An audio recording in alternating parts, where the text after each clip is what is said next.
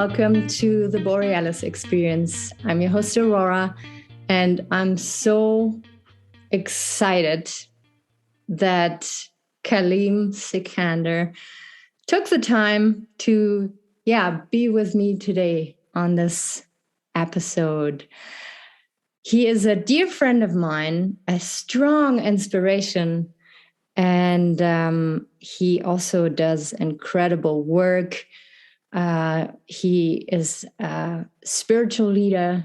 He organizes men's circles. He's very active member in his community, and he not only helps men to heal, he also supports women and facilitates like the communication between men and women, like to make it easier, to make the gap that he sees, the tension between men and women, like smaller, lower. I'm so happy to have you here. I'm so excited to learn from you, and I would love you to share like the one or two things that you have learned when it comes to healing the masculine ever since we last spoke. I think it was back in, June or July that we last met. And I'm sure that there's many things that you could share with my audience when it comes to healing the masculine, bettering the relationship between men and women. Welcome, Kaleem Sikandar. Thank you so much. Thank you for that beautiful introduction. I am so happy to be here. And as you said, we're such great friends, and this has been such a lovely experience to be on this journey with you. We have grown together, and I just want to, for sure, share everything that I have learned.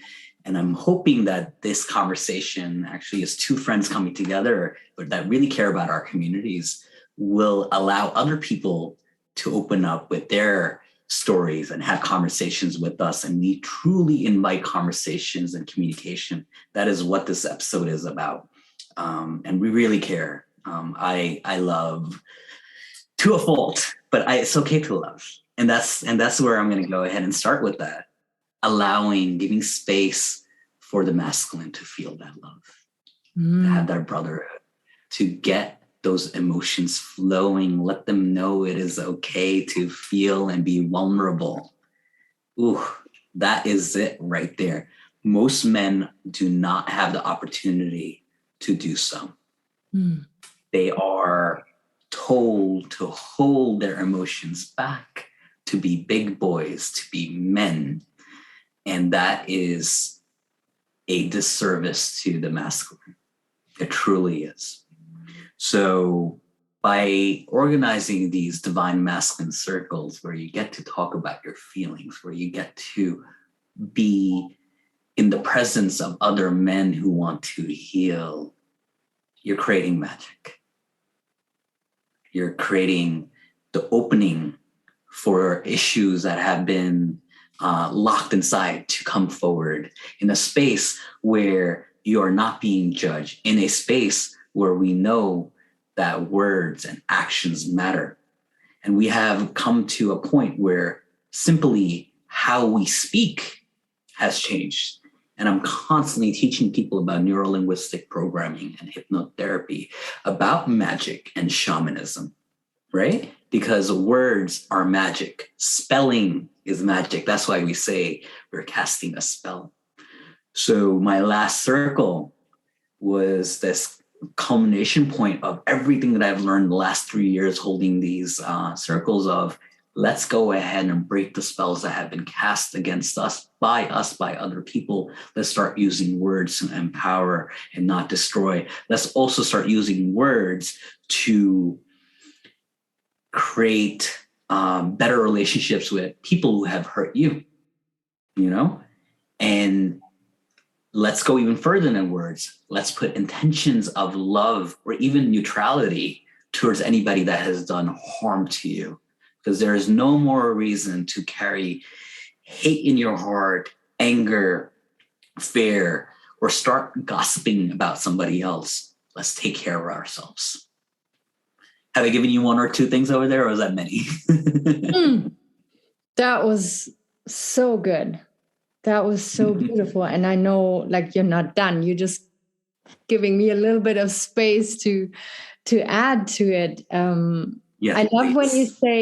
when you say that suppressing emotions is doing us disservice to the masculine. I feel it's also doing a disservice to the feminine, because what a man is basically doing is that he's not allowing the woman to show him that she can support him as well, that she can make the space to listen to him and not judge him, and to still see him as a strong rock in her life. So once a man can be vulnerable, he can also see in his woman, is she ready to hold space for me? Or is she severely triggered and gonna like judge the shit out of me and make me feel even worse, like reinforce the, hey, you gotta be strong, you gotta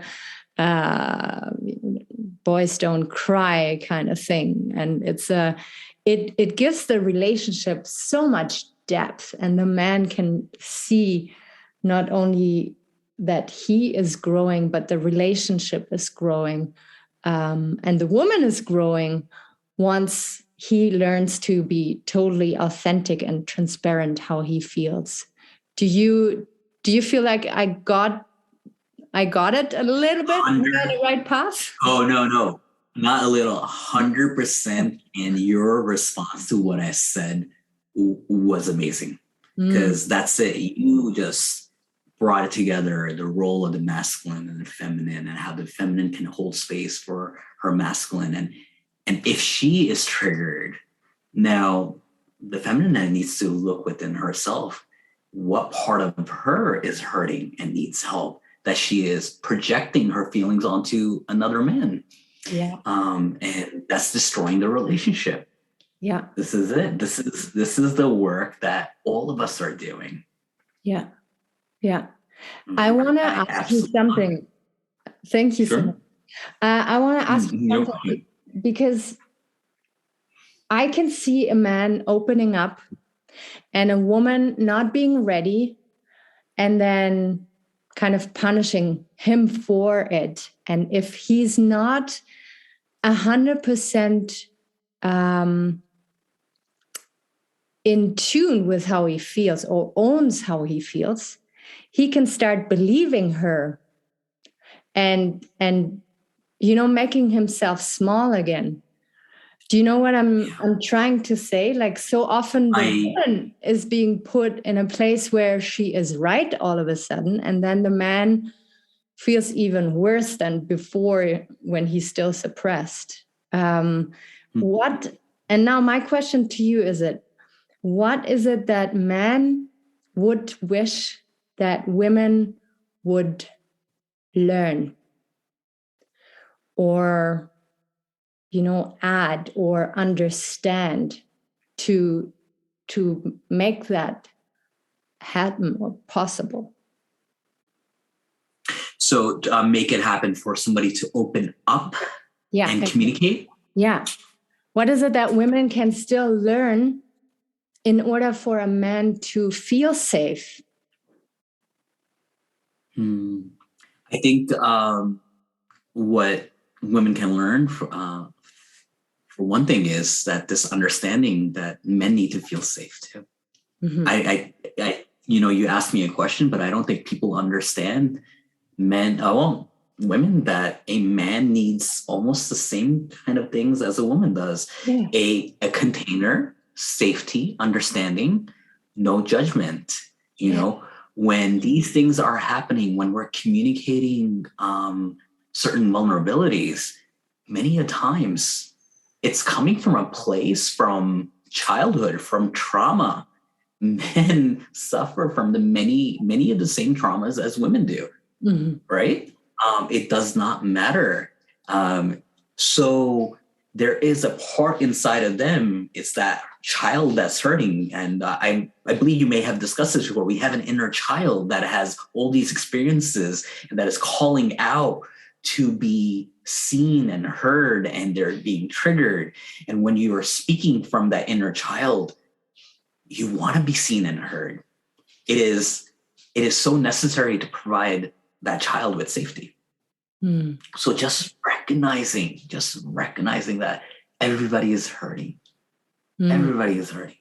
I think there's going to be more compassion and empathy once we start seeing that all of us are trying to be better men and women, just beings, however you refer to yourself, which all of us are trying to do good and have empathy and compassion for each other. So beautifully said. I have to let that sink in for a moment. Thank you so much. You're welcome. And I would like to add, especially from the work that I'm doing, and this is going to I don't know who's going to hear this podcast. I hope many people will do. The men are doing the work. They really are. Especially the last 3 years when I started these circles, it was to heal internally, because we know we have to do the internal work first. Forget about what's going on outside.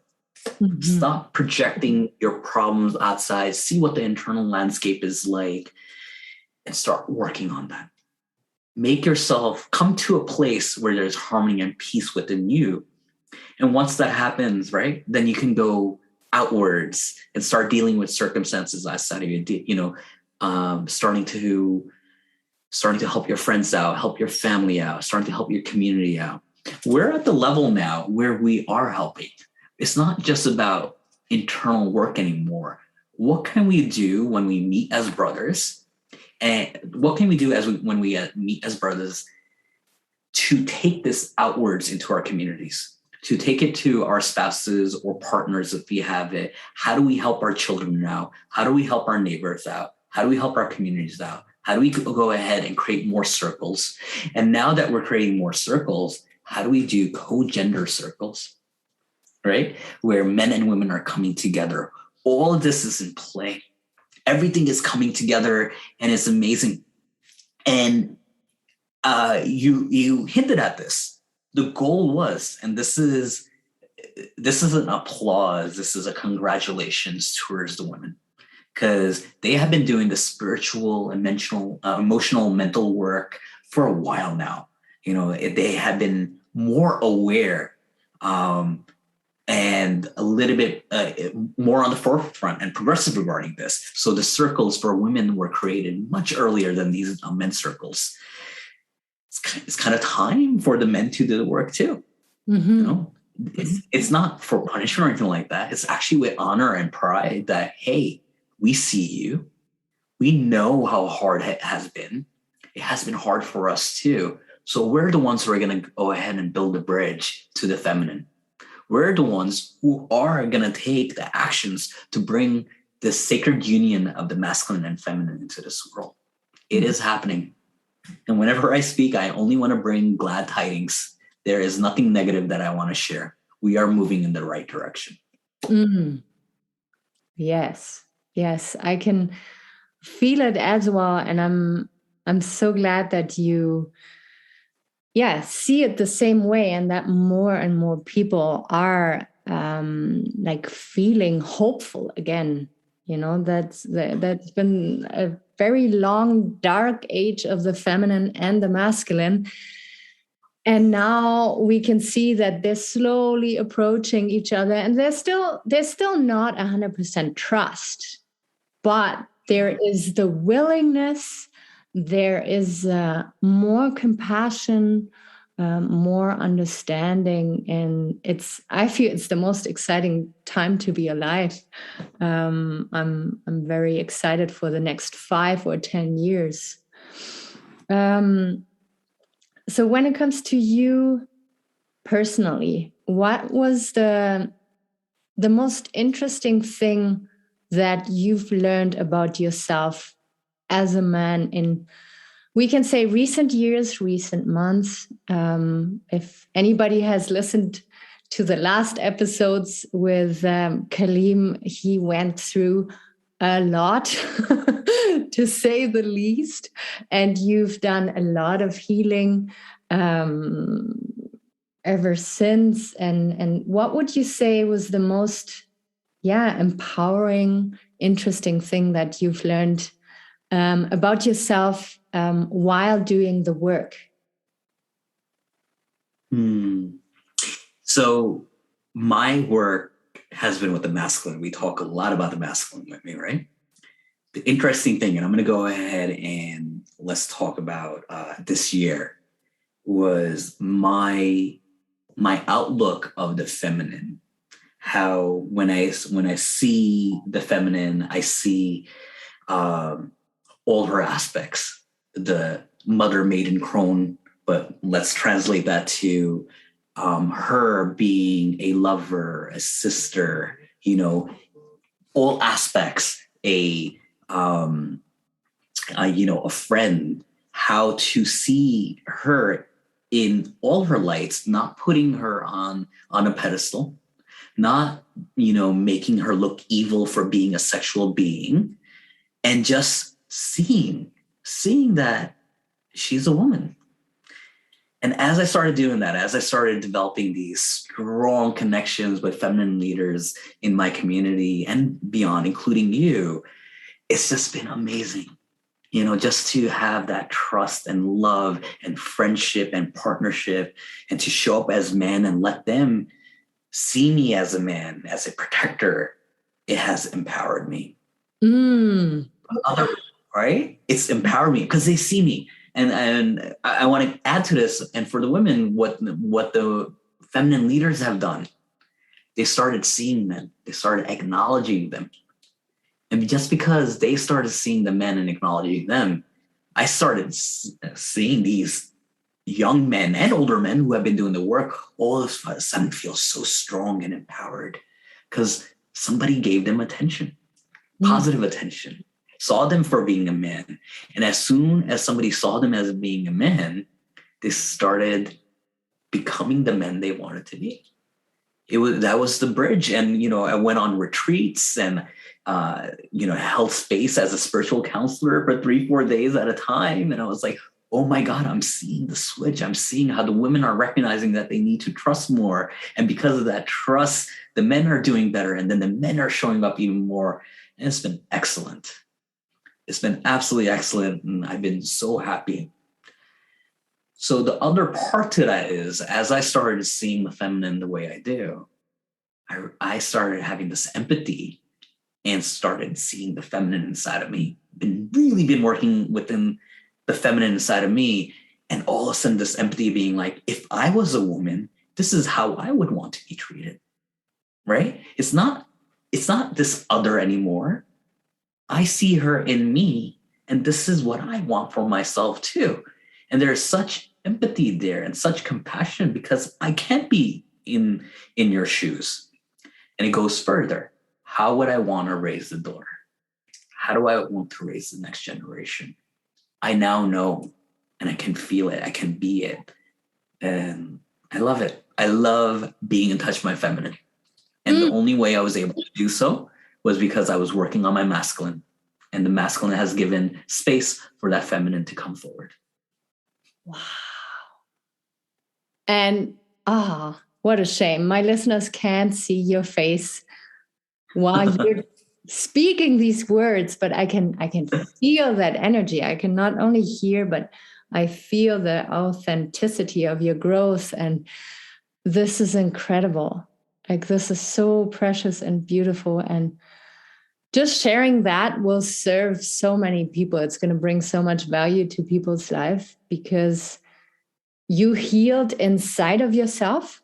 And now when a woman was showing up authentically and bright and loud and expressive, you didn't feel threatened anymore. You didn't feel the need to judge her or to suppress her and control her anymore because you were grounded in your own masculinity. And this is when you can allow all this. You are not in fear anymore. You are in pure love. And that is such an accomplishment. If we want to talk about accomplishments, that's incredible.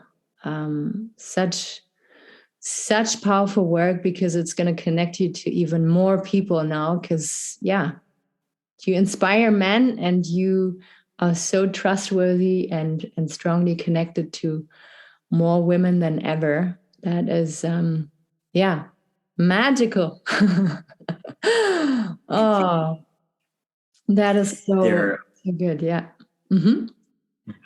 I was going to say, many things that I'm saying are about me holding space internally and externally at the same time. So when I said, when the masculine holds space in a loving, protective way, I meant that my feminine was able to come out, right? Because I was working with the pure divine masculine energy, allowing my feminine to come out, the divine feminine, balancing both masculine and feminine coming into union. You can almost imagine it's a dance. All the qualities, they're not the masculine and feminine that we think about. These are qualities of divine, of God, of universe, and all of it's being channeled within us, and this rising and it's coming together in partnership. And then what has happened, then working with men and women, especially women, I don't teach about the divine feminine or how somebody should be more feminine, right? All I do is hold space as the masculine to allow the feminine to emerge. She'll teach herself. She just needs space. That's all she needs. She needs protective space, loving space to be her. And that is it. Oh. And this is what we're doing now. I have goosebumps all over. Because this is what the feminine is longing for, being suppressed, oppressed, raped, manipulated for so many decades and misunderstood.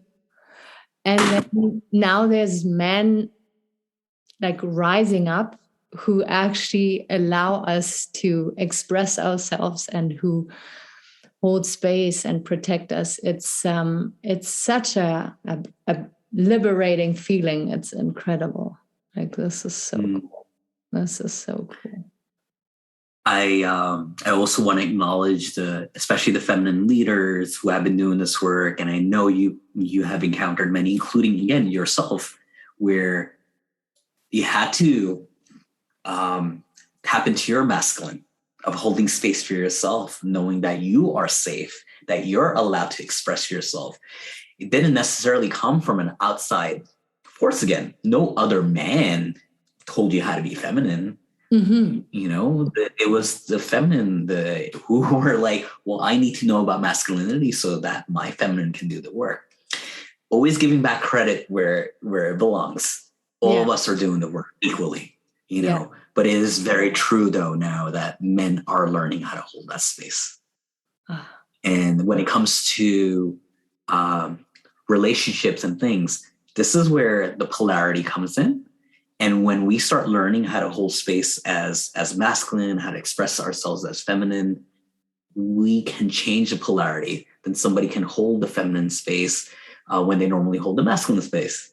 And vice versa, and go back and forth. And we learn, we understand. We don't have to take the same role at all times. Yeah. No, that totally makes sense. And then to put it like into very simple words, we're not born with a manual. We're not born like, with a script where we know, this is who I am. I feel we all unlearn for a little bit who we are. We're trying to be somebody else. We try to fit in.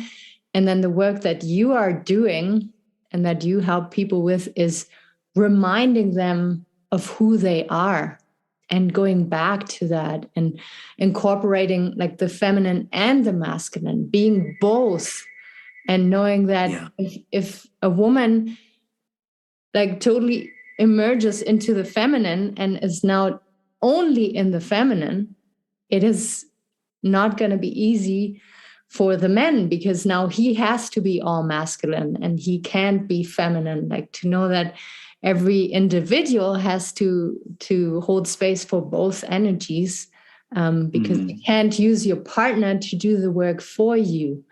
I feel that's so important, what you just mentioned. I'm just thinking of the the men who grew up in a very harsh environment, the men who maybe had role models that were very stoic and, very closed up, and I gotta be the provider, and I'm just gonna do my work, and the woman is gonna take care of raising the children. If a guy, let's say the son of this very stoic man, now wakes up and realizes, okay, well, this was my role model, I'm kind of tapping into the same direction, but I'm feeling that there is more out there. I feel I want to embrace my feminine more. I want to see that masculine is not about being harsh and aggressive. Like, if he starts to see that, what would you recommend could be the first steps into the new direction? Do you know what I'm trying to ask? I am. Yeah, absolutely. And, the obvious answer seems to be go ahead and meet with men who are like-minded. Right? Yeah. This is where this community work comes in, why we do a lot of this work in a group, because it is meant to be done in a group. This is how the healing occurs. So for sure that is step one. But how do you do that? Because there are so many places out there that do not have these circles, that they don't have communities like this. Yeah. It's very hard right now. It's very, very hard to find a circle like mine. I am so lucky that I know many men who are doing the work like me. So I can recommend them out in New York City. There's somebody in Nicaragua. I know of other bigger groups. The first thing is I would go back to what I did. I took a journal and started writing down, what does it mean to be a man, right? Started looking at qualities of, I saw, oh, he's a protector, and that energy is not used to violate anybody. It's used for care, for kindness, for the betterment of his community. Right? Yes, there is a destructive quality also, but destruction is only used so that good things can come in. A man is not constantly in competition, and competition is not necessarily a bad thing. But when he encounters another man or a woman, as you had just pointed out, there's no trigger there. There's no threat. It's cooperation. So I started writing it out in a journal. What does it mean to be a man, right? And then when you have these qualities out and you live in integrity, where you said, this is what it means to be a man, and you start living like a man, trust me, everything that you need will come to you. Your vibration, your being changes. I promise you, just go ahead and start it. The people that you need, the friends, the family, the help, the services, whatever it is, it will come to you. It really, truly will. Yeah, you truly got to trust it and then just go ahead. Yeah. There's a lot of surrender to what I just said right now. And there's going to be a lot of resistance with people are like, no, how? I was like, no, believe it. There is something out there, the collective conscious, as we call it, that is a blueprint out in the world that is already established for us. You could reach it through meditation, through chanting, through just being at peace. Go in nature and bring it down into your body. It is ready to be tapped in. We are very magical beings. And, we do we're doing a lot of shamanic work in these circles. And I'm referring to my fellow healers and leaders, the feminine and masculine. We're tapping into the land. We're tapping into our ancestors. We're tapping into processes that we have forgotten. We're at that point where you have rightfully put out there of forgetting, rewriting things that were taught to us in this timeline so that we could remember the things that we have forgotten. Such important work. Such important work. And this is how, evolution is possible, right? To do what our ancestors, maybe didn't have the tools to do, the time to do, the energy to do. And now we're here and we take everything that was good and we're able to let go what was not serving us anymore and move on together. This is, like I said earlier, it's going to be very juicy, interesting times here coming up. Mm-hmm.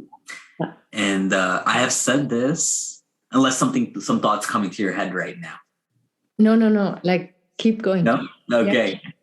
I have said this when we're so tapped in right now. So you're talking about the things that I've been talking about and we're on the same wavelength. This technology, all these tools that we have been given, all of it is just helping us. It actually is giving us more time so that we could spend in meditation, in nature, just connecting with ourselves. We live in a relatively, at least in the United States and Canada, a safe environment. We are not at war, such as, in the Middle East. We have safety of our homes. For most people, we're very, very blessed that we have to look at that. I know things need to change and the environment is very heated right now. But there is space to have any religion, have any spiritual practice, have time for ourselves and not be in constant fear. We're going in the right direction. Yeah. And that hopefully is going to work as a, ripple effect to affect the areas on this planet that are disrupted right now, that are at war in a positive way. Yes. Hopefully. Yeah. Yes. And I love that you said that. Take care of you first. Take care of your family, whatever that looks like. It could just be your animals, Yeah. But take it from there.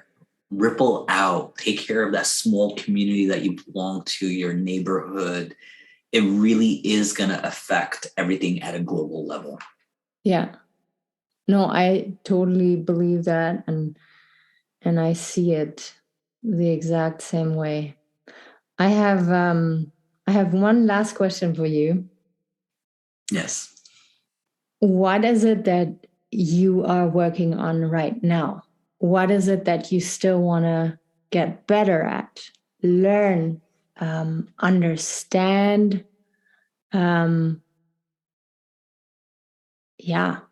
You seem pretty evolved. You seem pretty centered. But I'm always curious to know what people are like. Where do you put your energy into right now when it comes to your work on yourself? Okay. Work on myself or with community or both? With yourself. So my work on myself really has to do with understanding that I'm a human being, right? And that I'm going to continue to have triggers and trauma will be coming up. And lately that has been happening. So if something happens and it puts me in a spiral, I have recognized that I've developed all these tools. So even if I was in it for 2 weeks, and I'm being very sincere about this, something of that nature would have put me in the hospital, would have made me suicidal, or I would have done something to harm myself. So I have to recognize my humanity in this, that I'm still a teacher, a healer, that I can do this work and be gentle that I get triggered or I fall into trauma. And then I have to recognize that because I am helping other people do this and I'm continuing to do the work myself, it's layers upon layers of healing. I'm going deeper than before. I'm not a failure. I'm getting to the core. This is what shadow work is. And I am so open to it. And there have been times where I'm like, no, I don't want to do this. I don't want to do transmutation. I don't want to do shadow work. I thought I was over it. I want it to be more gentle. It's not gentle. It's very rough, but I can be gentle with myself as I experience these things. That was the cherry on the whipped cream on the cake. Nice. Because first of all, you brought it to light right away. It was not hard for you to think about it. And second of all, I feel it is so important for people to see that we are all constantly evolving. We're all constantly going through, motions and struggles, no matter where we're at. You seem very evolved and centered and grounded and glowing, but you still have stuff that makes you feel, that scares you at times, that make you feel insecure at times. And for people to know that this is normal, that this will always be part of life, you will only have different tools available to get through them. And you will believe in yourself more and you will be more gentle with yourself. Like you said, because I think as human beings, we think, we got to do all these things and then we will never, ever experience pain again. There will never be discomfort. And this should be the goal. Any discomfort is a proof that I'm not doing it right. And then you punish yourself again. And especially like as a spiritual leader, like you are, someone who's a strong role model, it is so tough to go through a rough phase because you feel like, no, I got to be out there, inspire people, empower people. I can't be, in pain and take time to just make sense of what's going on. I have to be spot on all the time. And I find it so beautiful that you were able to share this with us, because it's important to know that suffering is part of human nature, and it's all about being humble and surrendering and expressing it and trusting that it will just be temporarily. Thank you so much for sharing that with us. I'm gonna the words that have been coming up and my brothers, the people that I hold space for, I let them hold space for me. They taught me to surrender. They have taught me to accept everything that has happened to me. And even the youngest one that I have in my circle, 18 years old, he's such a teacher. He goes in and said, stop controlling. Liam, stop controlling. Everything is fine. Let go of that control, because we like to control so that we don't get triggered or traumatized, because we've been triggered and traumatized so much. We control the situation, and you know how that's going to apply. That's a whole other podcast right there. Yeah. So surrender, accept, stop controlling. And he's 18 years old and he's looking at me and he's like, I'm being serious. I'm not talking about circle. I'm talking about life. I was like, I look at him, I was like, you're so wise. You are so wise, and you are absolutely correct. I'm learning these things with everybody. I teach them and they teach me. It's beautiful. That is so beautiful. Yes, please. I wanna record an episode with you about control, about surrender. Yes. That's gonna be something. Yes, please. Thank you. Kaleem, I'm ready. Thank you so much. That was incredible, and I'm excited that we will record that next one together.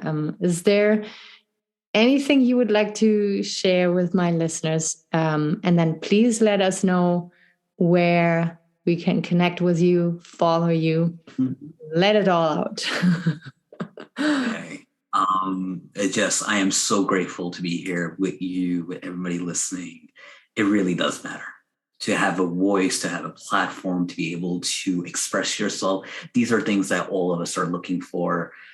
These are my viewpoints. I know many people agree, but if you do not agree, I ask you to listen with an open heart, take what resonates and do not take anything that doesn't resonate with you.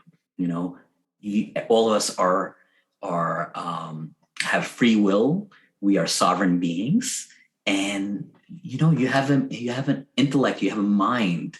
Use it. Use your heart. Use all of you, and I encourage that. And I absolutely want to send my love out to anybody who is listening. Everybody, it does not matter. I am here. I have great intentions, and it is amazing to have my voice out there. If anybody wants to reach out to me, I am very active on Instagram at The Path of Surrender. I will be at a Tantra Shamanic Festival in Homestead, Florida, January 27th to 30th. Myself, my partner, Kaleem, we're going to be serving as earth shamans during that process. There will be many Tantra shaman teachers over there. I get to see people from all over the world.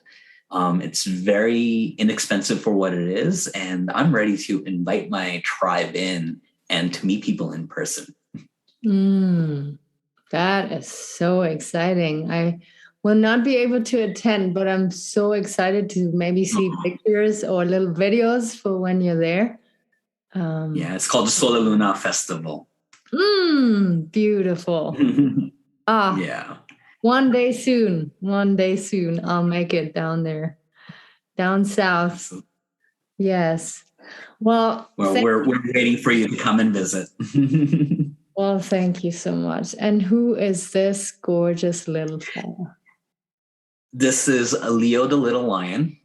I just completed, I haven't fully completed a yoga teacher training. One day, he was only 7 weeks old. He just showed up at the yoga studio. He was not good at all. He almost died. He had ticks and fleas, and he had this rat poison on him.